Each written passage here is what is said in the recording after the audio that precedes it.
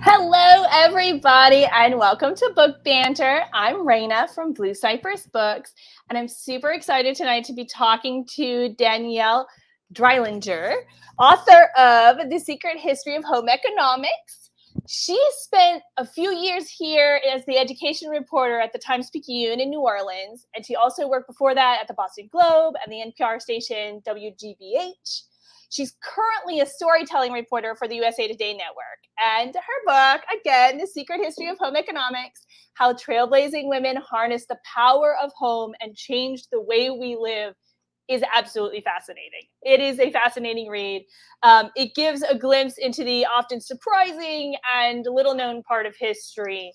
And without further ado, I'm going to click the button here and bring Danielle onto the screen. Hi. Hello. How are you this evening? I'm really good. I'm excited to be virtually here. I can't believe I just in that video intro, your new space is so huge. I know. We moved right across the street, so it's not hard to find us, but now we have 2 floors and this huge event space. So next time you're back in town, you'll have to not only check it out, but we have this event space. So yeah. Wow. How does the cat like it? So the cat loves it. For those of you who don't know, Kitty Meow, she has been over at the bookstore in the smaller space that we used to have, and she would venture outside a lot, and you'd find her, and she always felt grumpy. Like, we joked about it. Honestly, we joked about it, but it was true. I've only actually been working at Blue Cypress since June. But I worked at other indie bookstores in town for quite a while. And I agreed. I was like, oh, she's kind of grumpy. And we thought, oh, we're going to move her across the street. She's going to hate it. I mean, animals, sometimes they don't do well with moves, but man, she loves it. She's just basking in those big windows, up and down the stairs. She gives that cat judgment from the top of the stairs. She'll just stare at you. And you're going up and you're like, oh, she's going to move. She's not. She's just right there and let you walk around her. So that's what she does. And you used to live here in New Orleans, but now you're in North Carolina. Is that right? Right. I was in New Orleans for the better part of 9 years. There was a year, about 10 months in there when I went to the University of Michigan for a journalism fellowship, which is where I started the book. But yeah, it was actually it was 9 years ago next week that I moved to New Orleans, and I just left in early June. So I hear that it was a good move. You have the new position as storytelling reporter, which sounds amazing. Great. It is. It's amazing. It sounds like it mixes sort of the best of both worlds there, sort of like a fictional storytelling, or maybe not fictional, but storytelling. Fictional techniques used to promote, used with true material to help, better engage readers. I love it. Yeah, your elevator pitch is great. It's working. So the first question I really have for you is, what gave you the idea for a book about home economics? Right. And, it's funny because it was not it was a brainwave, and it was just it was a structured brainwave. It wasn't, I think a lot of journalists get book ideas from a story that we do, right? You see a story and you're like, oh, I can't fit everything amazing about this into whatever space I have in the magazine or the newspaper. But this was not the case at all for a book about home economics. What happened was, first off, I had always wanted to write a book. Since I was 5 years old. And I was applying for fellowships, and I knew I wanted to use that time to write a book. So the question, or to start a book, as the case may be. So of course the question is, well, what book should I write? And I had one idea, and I was a finalist for some fellowships with that idea, but then I didn't like it anymore. And I won't even bother saying what it is, because it's not all that great an idea. So I was thinking, like, what book do I want to write? And I thought, well, it should have something, it should be about education, because I've been covering education for the Times-Picayune. I wanted it to be about history and race, gender, and class, because otherwise I felt like it wouldn't even be relevant. And also, I wanted to use the cooking collection at the University of Michigan library, because that had been mentioned to me when I was talking, it was in an interview for the fellowship. So they said, what do you, I like to cook. Oh, you know, the library has this amazing culinary collection. And I just thought it would be so much fun to be able to use it. And, you know, as it turns out, if any of you guys are thinking of writing not a nonfiction book, it should definitely include some stuff that you really just love in your personal life, because it's a lot of work. So I just put all that together in my head, and I was like, oh, after a couple of weeks, I was like, home economics, like the class that taught girls how to cook, because, you know, that's what I thought it was. And, you know, even at that moment, I thought, oh, well, this is a great idea. Like, this is an amazing idea. It hadn't been done before. You know, why? And at the time I was like, why isn't it back by now? Shouldn't it be back by now? Like, look at all these forces in our culture, that DIY and like farm to table and Project Runway and craftivism, and yet more worries about like kids not, you know, being able to adult properly. And, you know, in education, what I've been covering is the revival of like VOTEC. And then when I started looking into it, the first thing I learned was that one of the founders of home economics was the first woman to go to MIT. And that just totally blew my mind. And I was like, clearly there's so much more here than anybody knew. And there was. Yeah, absolutely. Okay, first question. What's a culinary collection? Because if it were just recipes, it feels like you'd just be like cookbook collection or something. What is a culinary? So it is the Janice Bluestein-Langone culinary collection. She was a librarian at the university. She's, you know, still alive. She's the culinary historian, and she just collected everything for years and years and years. She collected all sorts of ephemera. So like a lot of the collection has, besides like old cookbooks, it has like old ads and inserts and like recipe booklets that you would actually, I happen to be near it. I don't know whether or not this stuff is in her collection, but let me grab it for you guys, the kind of thing that she had. Yeah.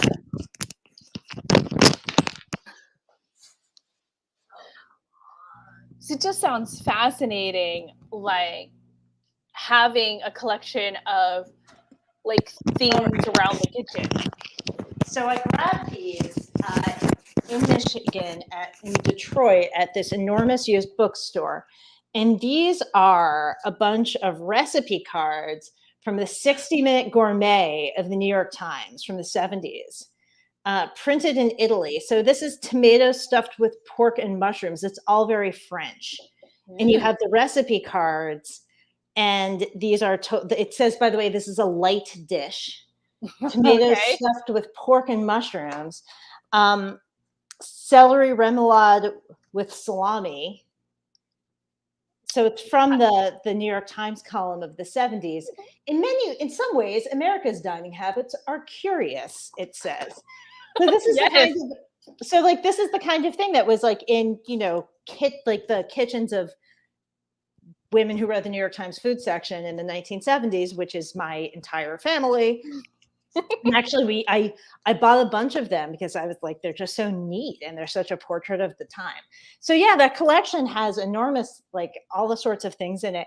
It has, she found the first known cookbook to be written by an African-American woman and had it, you know, reproduced so that people could buy it and read it today. It was amazing that she even managed to find a copy.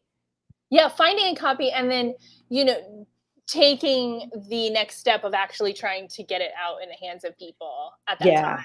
That's right. That's a big step. Yeah. So, okay, Linda has a question, and we're gonna connect it to that French flair. Great. We know, like, I guess here in America, we've definitely talked a lot about, you know, we did have home ec in schools. Then we didn't, pretty much. I mean, home ec was one of those things they started cutting for reasons, right? And so her question is, do you think they still teach home ec in European schools? So I guess the first part of that is, did they teach home ec in European schools? And did it go away as ours did or not? Do you know any of that? So that's a great question. And so to some context. So first of all, home economics has not entirely gone away. the field rebranded in the early 90s to try to get away from the, disparagement and the stereotypes, because although they were a lot more than stitching and stirring, that's the usual phrase, they just couldn't convince people that home economics was not about, keeping women barefoot and pregnant, though it was not. And so it is often called family and consumer sciences now, or facts sometimes. And it might also be called life and careers, and various vocational classes are part of home economics, such as, early childhood education classes in high school, and Serve Safe, like restaurant association, restaurant certification, food handling stuff. And at last count, about 3 million public school students were taking home economics in the US. And those numbers are a decade old because nobody is monitoring this very well anymore. But so it is still around. So, and it was very popular. I mean, it became popular it really went around the world. And one of the things that home economists in the US did in the 1950s, and this is in the book, is they used home economics as like a global development strategy to make families' lives better all over the world. And so to this day, the International Federation for Home Economics is an advising group to the UN, for instance. So I couldn't tell you about every single country in Europe. It is still certainly quite big in Ireland and England, at least until I'm not sure if it's still the case, but you could take like what the heck are they called? They used to be called like A levels and O levels. Like everyone who's read a million like British novels from before 1950, right? Like I have, like they like remember how everyone's always taking A levels and O levels. They had them in home economics. In Finland, it is still compulsory. I know that, and it's still mandatory in Japan. So it is definitely still, and in large numbers of countries in the Caribbean as well. So yeah, it's still like globally a pretty solid part of the curriculum, generally speaking. See, that is really interesting and good to know, because like the high school my son goes to, for example, they don't have any home economics types of. Now they're an arts-based school, so they have a lot of art options, but not a lot of those sort of practical skills options. Yeah. From what I can see. Well, but so this is a good example of the problems with like keeping track of this stuff, though. So I asked the state of Louisiana, of the Department of Education, for a list of their family and consumer science courses, because they have them, and they have that list. Yeah. And in New Orleans, it was just so incomplete. Like it didn't include the classes that are part of the Edible Schoolyard Project at the various first line schools. It didn't include the NOCA culinary program, which is, a vocational creative food, cooking program.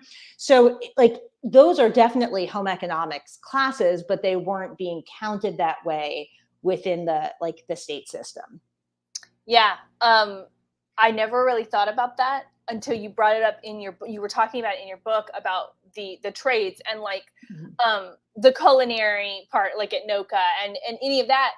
Clearly, yes, technically, I think what they say they're trying to do is set you up for career in, as a chef or something, right? Which is great, and that's true. However, probably like most other things, half of you are not going to do that. Right. So, but that half still can cook better than I can, because you've gone and you've got all of these skills. You know what happens when you put a tomato in the oven. I don't do that because I don't know. It's and those are skills that are very handy in life. If you make this recipe, I'm sure you can find out. Right, yes, exactly. Like I need the recipe card. Like I'm not winging it. I do not wing it. Basically, is at my cooking skill level. Yeah.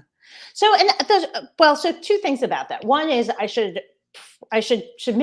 take a minute, make a point of just sort of giving everybody the thesis of the book, which is that home economics, far from being a field about keeping women in their place, was founded by women with the goals of, with a sort of double goal. And one was bringing science into the home so that they could free women up from the arduous, tedious labor of housekeeping and enable them to have paid jobs, spend time with their children, be involved in the community, whatever they wanted to do. And the other part was to create a range of careers where women would be accepted because they were connected to these traditional jobs of the home, often kind of tangentially connected, like hotel management, but connected nonetheless.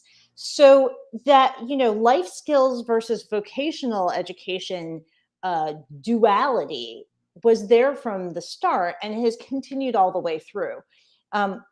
So when the federal government began funding vocational education and training for career teachers back in the 1910s, home ec was the only subject that they recognized for girls as a career for girls.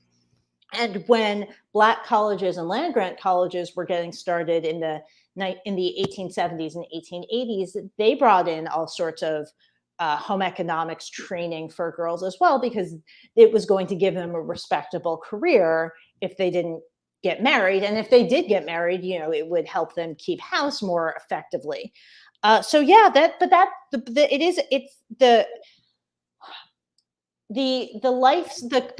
the becoming a chef classes are definitely as much of a part of home economics as the learning how to make dinner for yourself and your family classes. Mm-hmm. And so this is purely from reading your book and then sort of anecdotal for me, like, do you think that disconnection is kind of when maybe home economics started becoming less popular? So they had originally was talking about careers, right?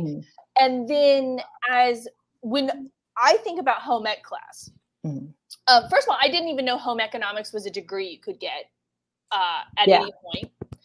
So that was news to me reading your book, and I'm super into it. Right? Let's do that. But like when I think of home ec class, I'm not thinking of a career path, right? I'm thinking of, how to take care of babies, how to balance a checkbook, how to cook some stuff, maybe sew something, a button on.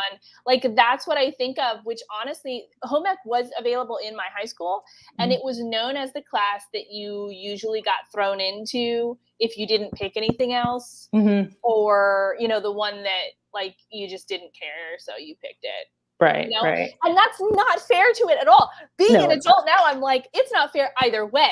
Whether you're going on a career path or whether you're trying to just live a real life later, it's not good. But like that was the impression that I got. So there was it never occurred to me that you would take home ec to maybe for like do something with that as a career.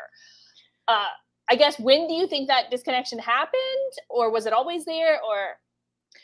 A few things. So things seem to have started really going sour in the 50s. And I spent weeks and weeks and months on the chapters from the 50s trying to figure out like what went wrong. Because, it's not like there was somebody who had, plenty of people had written about home economics like all along. Gazillions of dissertations and theses, but I was really obsessed with that question of how things went sour. And part of the problem was that it is complicated. I think one piece of this is that the women who became home economists were working within the system. They were not rejecting domesticity. They were saying we can use domesticity, like we can, subvert it, we can use it to our advantage. But they were always coming up against men who thought that home economics was a great way to keep women in their place,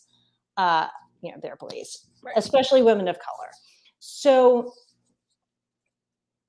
and the overall culture of disparagement of these tasks. Like, so post World War II, when you have this enormous cultural push to, that we eventually called the feminine mystique, like you see in home economics classes, like things were really genuinely changing. Like housework didn't take as long anymore because of technology, because of science in the home. And there became, you see in the curriculum all sorts of pressure on girls, like to be great dates and daughters and family members and eventually mothers and wives, that had not been in the curriculum before. And part of it is also that they were interested in psychology. And so and psychology was a field dominated by men. So these, women textbook writers were parroting this like sexist claptrap about how girls should be. And that was being focused on in home economics. And they weren't focusing so much on like practical sewing because, sewing wasn't really neat. Like no one needed to sew anymore. Right. So they were doing like, goofy sewing and like, and at the same time, there was enormous pressure on the university departments of home economics to prove their value. And for instance, women mostly didn't get doctorates. And this was a point where universities were upgrading their faculty for people who had doctorates. So here you have all of these women, and this is where women were on the university, and they didn't have doctorates. And the university started promoting men to be like the deans of that college. They started changing the names. They started saying, why do we have so many girls in this? Which like nobody says, why do we have so many men in chemistry? We should like change the name and get some more women in charge so it appeals to a broader range of people, right? So, and then on top of it, that was the very first wave of this push for hard sciences, hard academics, which then comes back in the 1980s. And, on top of it, the 70s, you have the second wave feminist revolution, which the home economists really actually took and ran with and embraced it after a really dramatic come to Jesus that I write about in the book. But even so, like, they were trying to be relevant, but I think they were just pushing up against this weight of misogyny that refused to see what they were actually about. And, misogyny from like internalized misogyny from second wave feminist women too, right? Who very much were like, that's what my mother did. She was trapped in the house all day. I don't want to be like her. So I think that's the stuff that came together. And it seemed to be that like once the rock started rolling down the hill, like it really picked up speed. Yeah, I'm probably I'm definitely not helped at all by budget cuts just later. And then when you're starting to look at all of these course offerings and what you can cut, that home ec gets cut with shop and some art classes and pottery and like these things that you believe you can just get rid of. It's no big deal because we have to keep the math and the English and the whatever. Right.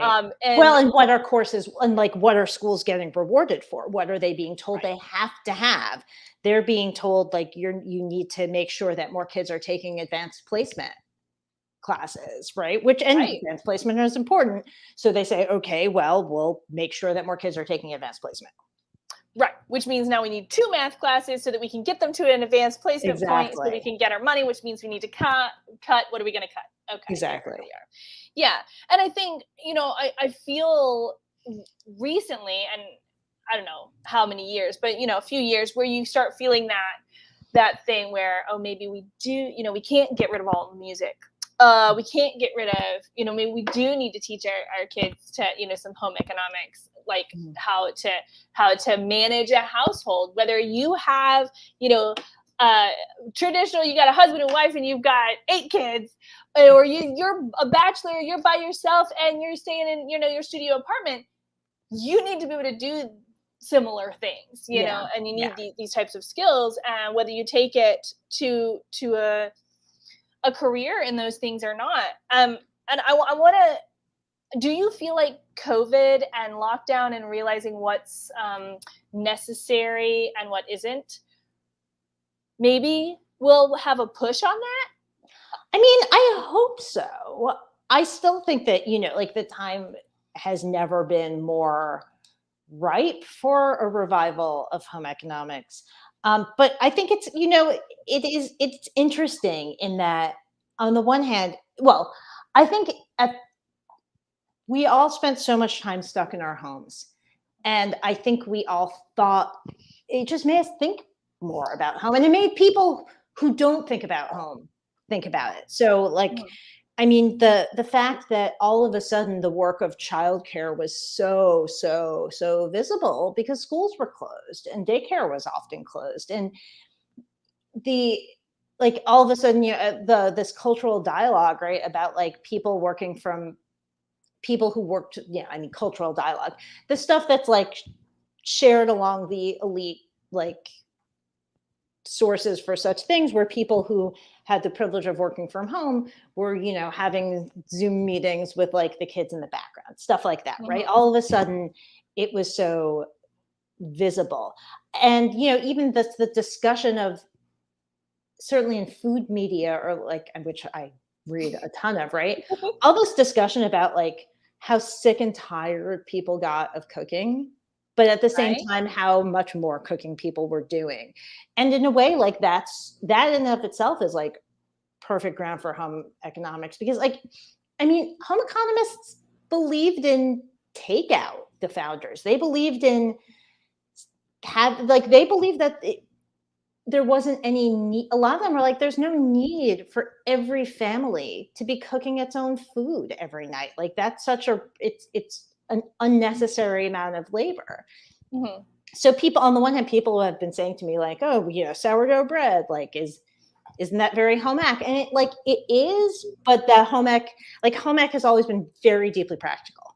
So they would test, I've read these things where they were testing like a scratch cake against a cake mix, against, what's tastes better, what takes more time. And, they were into balancing out, like, does it, sewing your own clothes. If you can, some women, if you're good at it, some people, they could sew themselves clothing that was better quality than what they could afford to buy. And it would make them look better and feel better. And it would like impress their bosses. But on the other hand, that's if you have more time than money. Right. Yeah, for sure. And maybe after this, we'll sort of see this like maybe a middle ground, a resurgence of home economics, but like a respect, maybe. Yeah. We'll finally get that respect, because that to me feels like the ultimate, what is necessary to really work and integrate it, both as a profession and just the idea that you should probably know how to cook and maybe sew a button, even if you don't use it all the time. Right. And that there's nothing wrong with that. And so many people, like you said, being stuck at home, people that didn't normally were like, maybe they were like takeout people, and they went to the office and then they came home for a few hours and the kids went to sleep and they did the thing. They're like, go people. All of a sudden they're like, wait, I have to figure out how all this works now. Yeah. And you start respecting the people who will come. Like we're talking about vocations, like plumbers and mechanics, and all of a sudden, like, my car broke, but I don't know if the mechanic's even there to fix it. Right. Like, and you realize you need a plumber. You might not need, some of these other, like, to go to the movies. Like, I love going to the movies, right? But like, it's not, you're starting to recognize these things, and maybe as we come out of this, we'll have a more respect for those types of professions, and that will push. These are my hopes. This is what I'm reading your book. Like a month or so ago, I'm reading your book and I'm going, yes, this is now, like, can we take all this knowledge that we've collected, right? Just as a byproduct of being on lockdown and COVID over 2020 and the beginning of 2021, really, and like use that now for this good too. Like, we're going to learn about vaccines, we're going to learn about a ton of other things, but can we pull this off as well? Right. Yeah. And I think, look, there's plenty of stuff that I found in the history of home economics that's not so hot, and I'm happy to talk about that as well. But one thing that did impress me was, generally speaking, a real respect for the, people who, well, what we would now call essential workers. Like they were they were looking at work conditions in laundromats and in kitchens. And, when this all started, there was, people still had, a lot of middle-class people still had a servant, and they looked at they called it household employment, right? Like, what are the working conditions for that person? And, they said, these employees should be treated the same as if they were working in a factory, when it comes to having just an 8-hour day and they clock out and they're done. And like, they're not being asked to do, work beyond their, like, what they were hired to do in the first place. Because, the women and the people of color who were working in other people's houses were exploited, very much so. For sure. So, yeah. So I think that, I think that's what I think about when I think about like the essential workers, the people at the daycare centers that, managed to stay open after the first, closed for 2 months and then like went back. The people who were, the people who are delivering the takeout, the people who are making the takeout, like these are who were all putting themselves at risk so that the rest of society could function. Mm-hmm. So Cynthia, I hope I'm pronouncing that correctly. I have a question for you. So she's commented, I love home economics. It's essential and contributed to my life and career here in New Orleans and my travels. So what is your career? Like, what can like in a sentence, because I know you're typing, but like, can you make that connection for us? Because I think that's really important as we, as you talk about like home economics and wanting to bring it back both as a career and just like, as a elective in school, making those connections. That's what we have to prove to people. Look, this turns into this. Now we need, how can we make that connection? And while they're typing, I will say that I do remember Alon Shaya has credited his home economics teacher to helping him get started in cooking. Oh, I'm sure. Like that little bit is, if I had taken home economics in high school, which if they had it, I would make my son pick it. Yeah. I didn't like, I keep coming back to cooking because when I left my house, my parents' house, I like burned macaroni and cheese. I don't know how I did that, but that's entirely doable. Yeah. Yeah.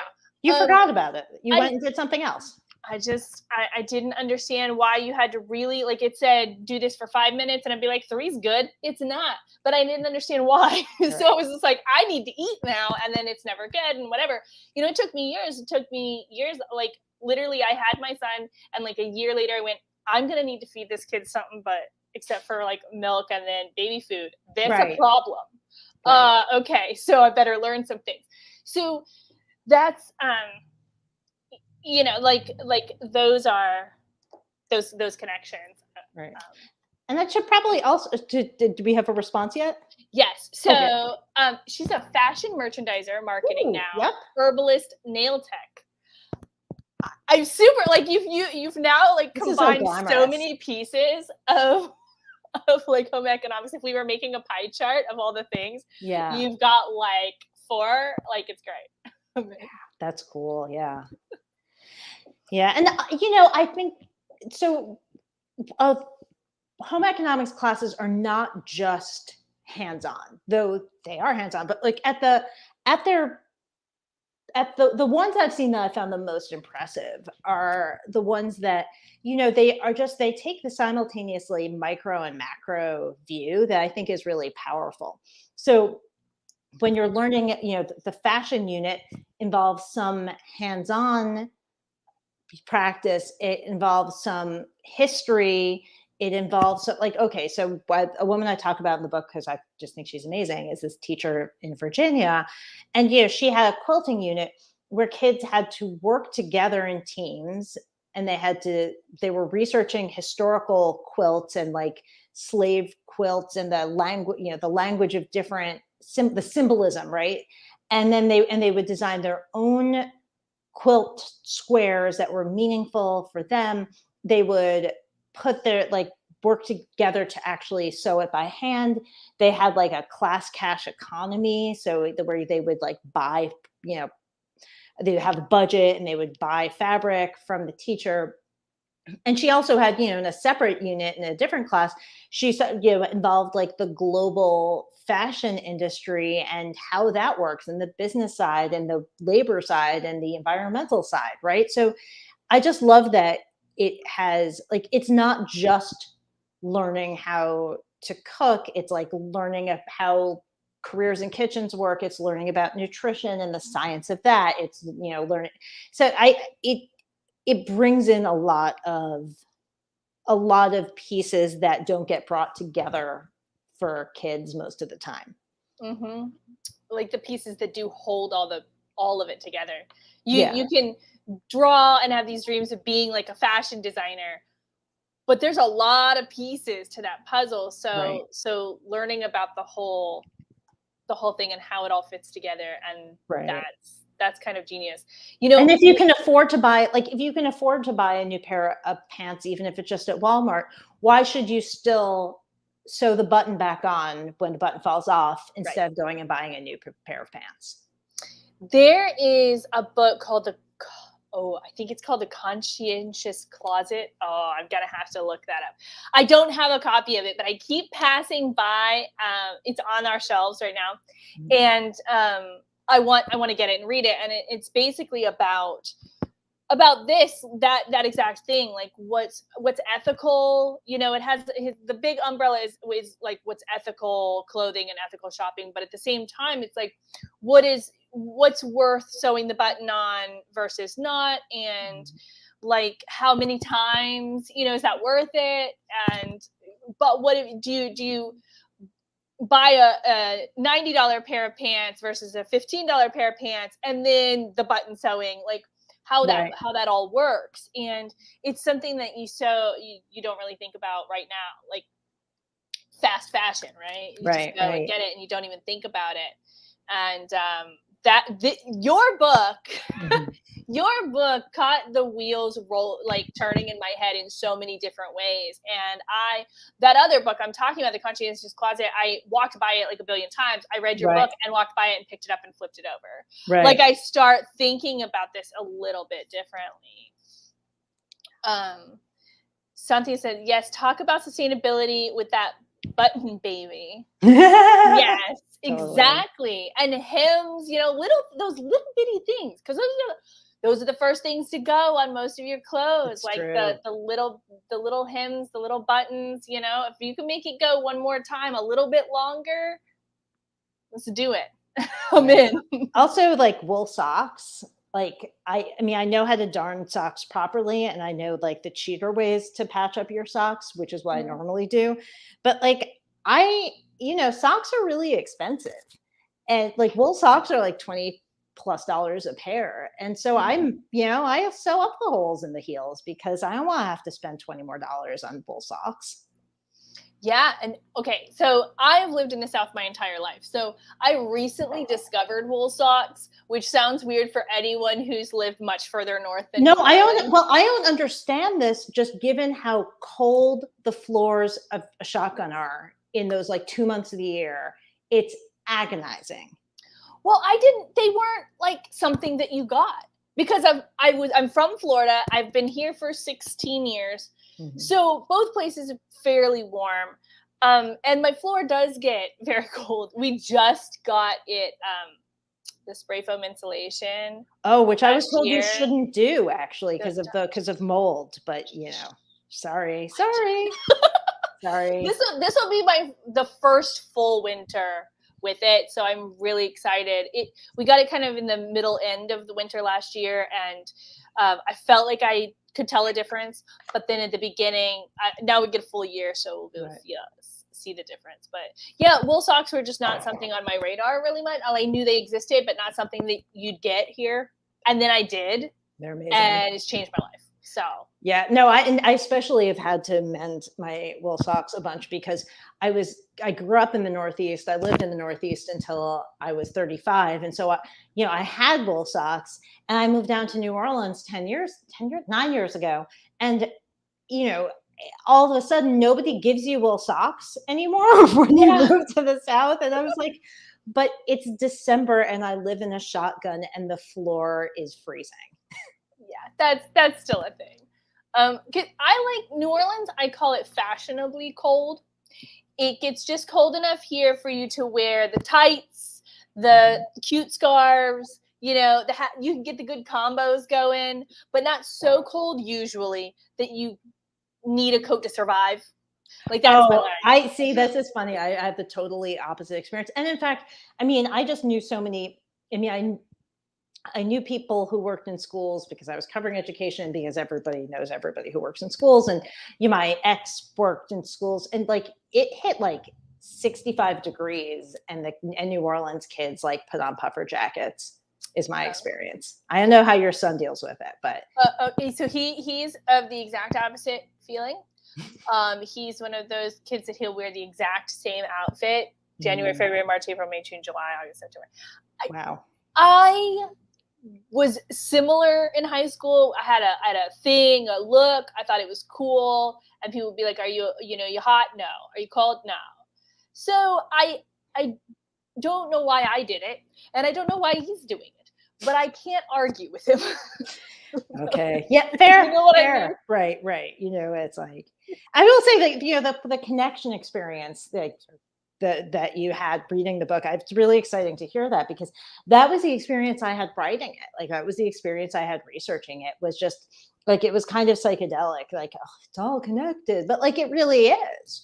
And, as soon as I began seeing the 20th century through the lens of home economics, I just found it in more and more places. So I was listening to the Gastropod podcast, and they had something on military rations.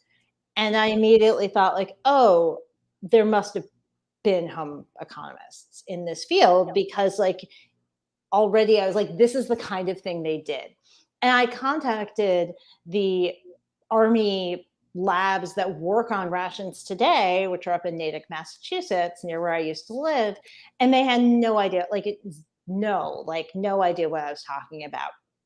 But because it's been forgotten. And because they don't realize that dietetics, nutrition, that field, and there was some input from animal nutrition as well, but like, the bulk of it was coming out of home economics. The American Dietetic Association was co-founded by home economists. You can now get a dietetics degree without taking any like a general home ec class, but that wasn't the case for decades. And they, the military was full of the military nutrition was full of women scientists who then were working on space food, which I go into in the book as well. Yes. And which it's just, again, fascinating. There's so many little pieces of your book that it's just fascinating.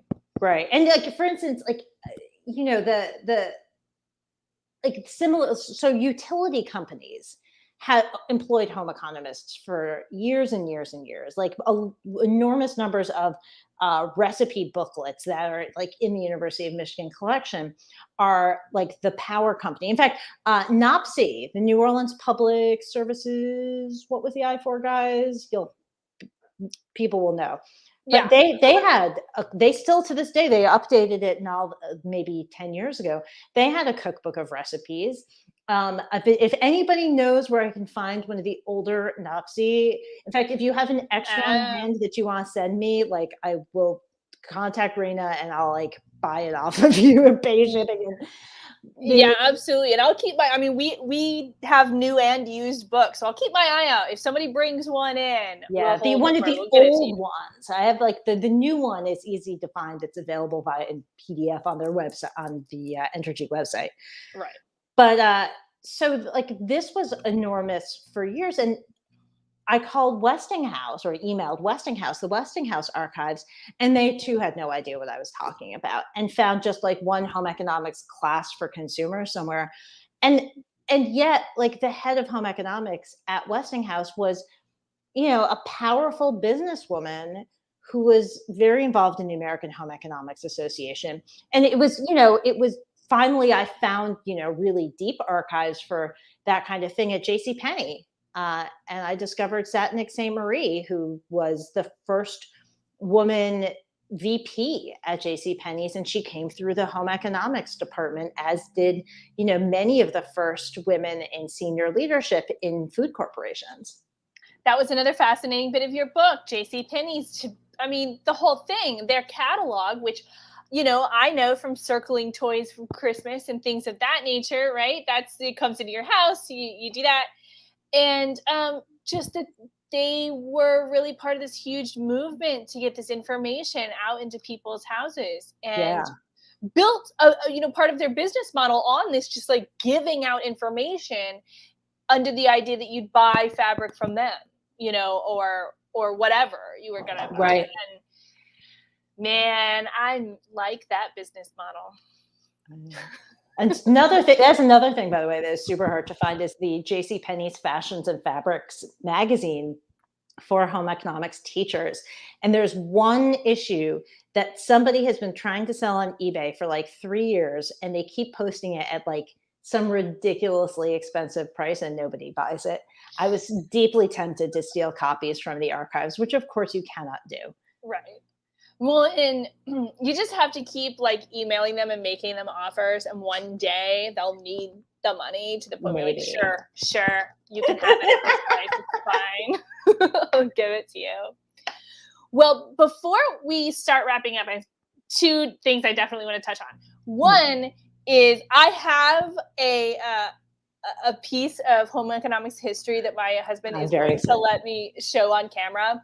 I was listening to another interview that you had done, and you said that a lot of people send in their like sewing horror stories. They definitely share their sewing horror stories. So I don't have one because I didn't take home economics, but my husband did take home economics, and he's been carrying around this walrus. It's a walrus, in case you couldn't tell. Look at the blue little flippers. It has little flippers on it. It is both adorable and horrifying. I love it, and also don't want it to look at me too much. But I had to show that off. On camera. Wait, I think you need to keep this on camera. It looks like something out of like Rick and Morty, doesn't it? Oh, it kind of does, actually. Now that you mentioned it, I wonder if he'll just sit up there. That's what I should have done with him, but he had to have his big reveal. Yes. See if he stays right there for the next few minutes. Oh my God.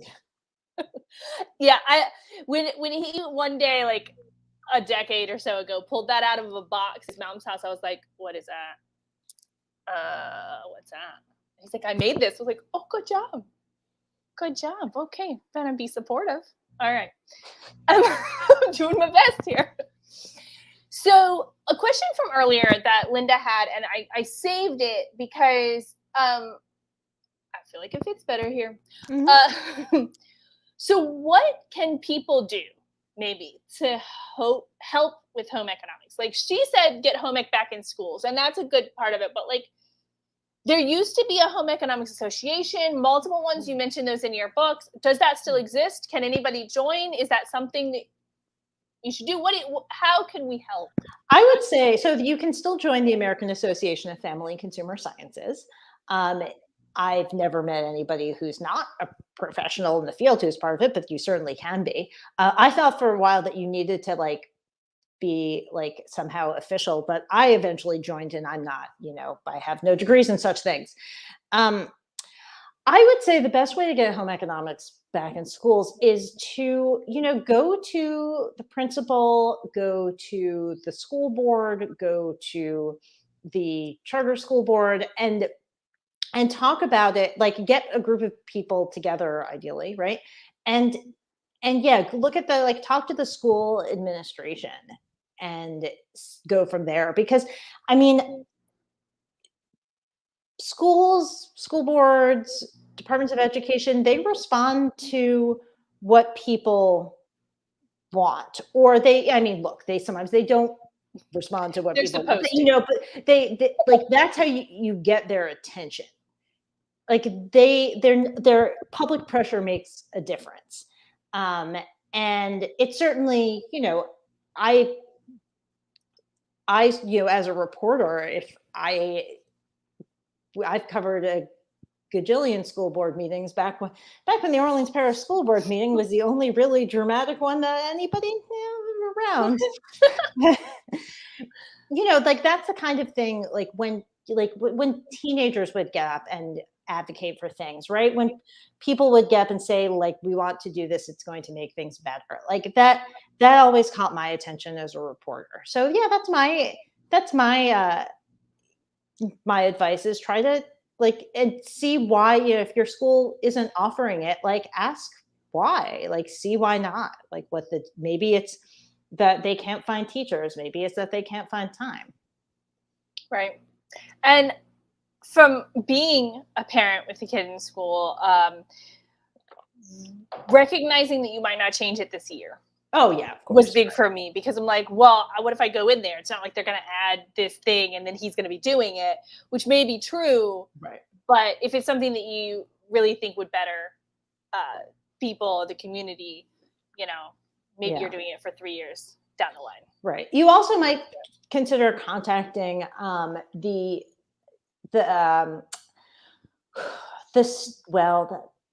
one possibility is you can there's the club, FCCLA, formerly known as the Future Homemakers of America. Now it is Family, Career, and Community Leaders. Community Leaders of America, yes. They are still around, and they are, they can be in any school, and typically they're in schools with a home economics teacher and who then runs the club, but that doesn't have to be the case. Like it could be any teacher who's running it. That's good to know. Yeah. I hate links to some of those. Great. Yeah. And I hate to ask parents to do more, right? Like parents do so much, but I also think that, sometimes it's like, a little collective action to get more resources for everybody that then you don't have to do. Like I looked at the arguments for having home economics in schools, and which the biggest one to me is really just everybody. So many people want it. Like so many people have said to me, like, we should bring back home economics. But along with the fact that it is, again, macro as well as micro, some people are like, well, parents can teach. Those are things parents should just be teaching their kids at home. I'm like, well, we already are asking parents to do a million things. Like, can we offload some of these things right to the school? Well, and we rarely do that with other things. Right. I can teach my son to read. I can teach my son math up to a certain level. Pretty much, a lot of people can do that. Up through middle school was where I started going, what are you doing?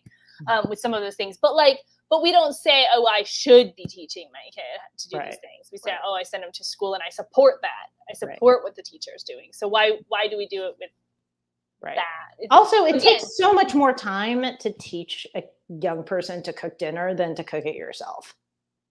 Absolutely. Like, who has the time? I'm all about being the support structure for the official, By the way, I'm bringing Eva in because she is wandering around wanting to be fed. So we are just having her. We're about to wrap it up. So we're having her join for just a moment. My kitty has fallen asleep down here on the floor. Aww. She's waiting. That's nice. She's very large and just sort of plops down somewhere, and then that's where she just is for a while. That sounds very convenient. Exactly. Well, I want to thank you so much for joining me tonight. Your book, we have copies at Blue Cypress Books. I put the link earlier. I'll put it again. You can call us. You can stop by if you're in the area.